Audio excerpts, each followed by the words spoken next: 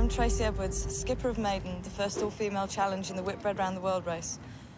Oh, shit. That is my smile.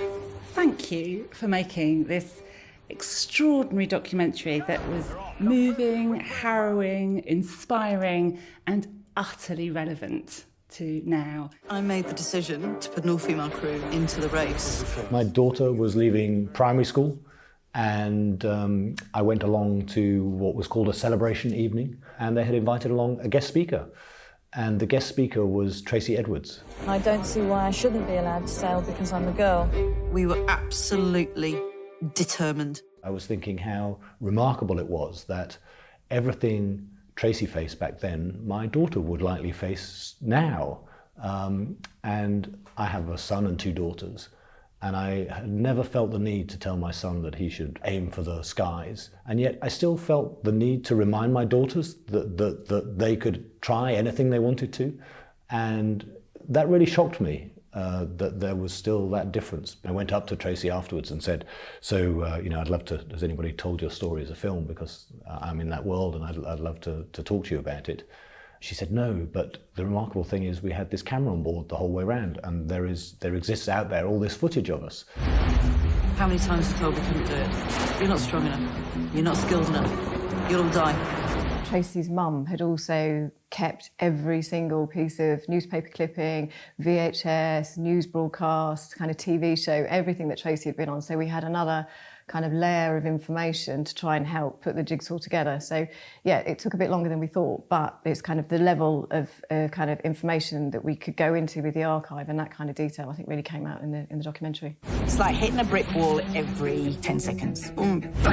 There's an immediacy to those interviews, that you see them remembering things and going back to that moment and often feeling quite emotional, and the emotion comes up. They weren't telling a story, they were reliving an experience. They all rang Tracy and went, how honest do you want us to really be? And Tracy was like, that it's 30 years, it's kind of time's passed, it's like, let's just be honest about what happened. I made a couple of really stupid choices.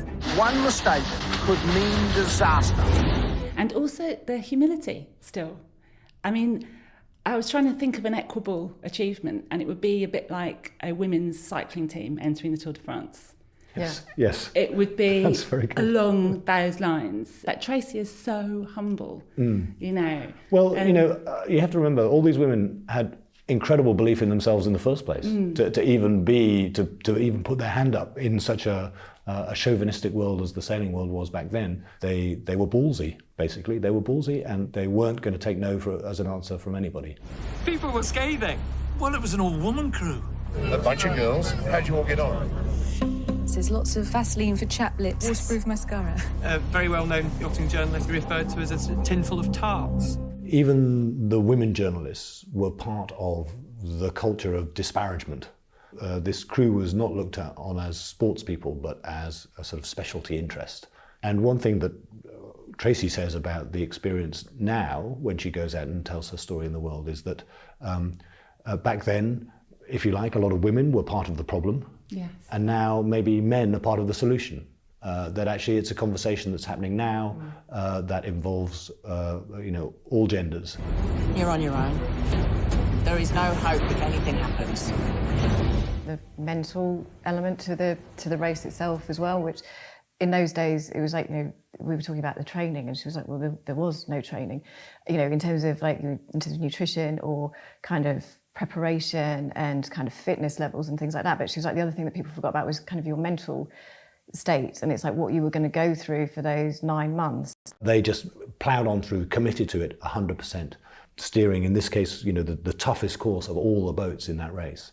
But I think more importantly, it's about what they discovered about themselves as they were going around, and how they dealt with that, and how they developed as people and characters. And for me, that's the real value in the story, and that's their real achievement, is that they were strong enough to allow the race to change them. And I think that's a really significant achievement. It was just something I had to do.